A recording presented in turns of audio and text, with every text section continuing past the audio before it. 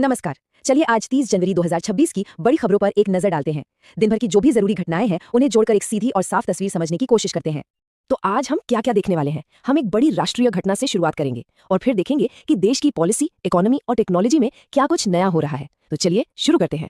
तो शुरुआत करते हैं दिन की सबसे बड़ी और बेहद दुखद खबर से, जो एक आकस्मिक क्षति की कहानी है। आज सुबह सुबह देश के लिए एक बहुत ही चौंकाने वाली खबर आई जब महाराष्ट्र के उप मुख्यमंत्री अजित पवार के विमान हादसे की जानकारी मिली। देखिए, ये सिर्फ एक हादसा नहीं है, इसके राजनीतिक मायने भी बहुत गहरे हैं। अजित पवार के जाने से महाराष्ट्र की राजनीति में जो एक खालीपन आया है, उससे राज्य का पूरा राजनीतिक समीकरण बदल सकता है। अब सबकी नजरें इसी पर हैं कि आगे क्या होता है।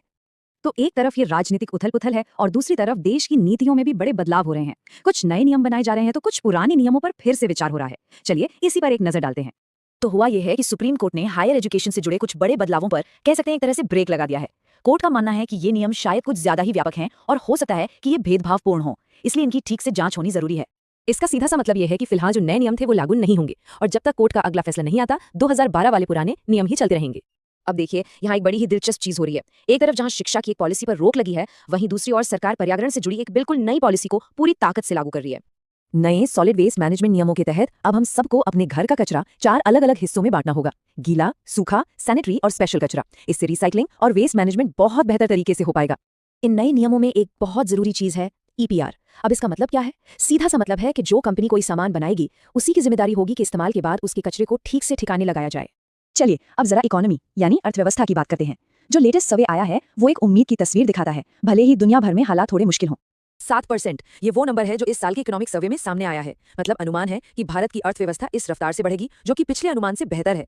इस सर्वे का सार ये है कि दुनिया में भले ही किसी बड़े आर्थिक संकट का थोड़ा बहुत खतरा हो, लेकिन भारत की अपनी घरेलू अर्थव्यवस्था काफी मजबूत नजर आ रही है। और इस मजबूती के पीछे कुछ बड़े फैसले भी हैं, जैसे डिफेंस सेक्टर में अडानी और एम्ब्रेयर के बीच एक बड़ी डील हुई है। इसी तरह एनर्जी, पेंशन और बैंकिंग में भी कई अहम कदम उठाए जा रहे हैं ताकि आत्मनिर्भरता बढ़े और सुधार हो। अब बात करते हैं कि सरकार टेक्नोलॉजी का इस्तेमाल करके आम लोगों तक सीधे कैसे पहुंच रही है। आधार ऐप अब और ज्यादा सेफ और यूजर फ्रेंडली बनाया गया है। सबसे बड़ी बात यह है कि अब आप घर बैठे ही अपना मोबाइल नंबर या पता बदल सकते हैं। मतलब दफ्तरों के चक्कर काटने की जरूरत कम हो जाएगी। और एक और कमाल की चीज आई है, पंचम चैटबॉट। ये व्हाट्सएप पर काम करेगा और इसका सीधा मकसद है कि सरकारी योजनाओं की जानकारी सीधे पंचायत के नेताओं तक पहुंचे, ताकि बीच में कोई बिचौलिया ना रहे। और जरा सोचिए, ये चैटबॉट कितने बड़े पैमाने पर काम करेगा।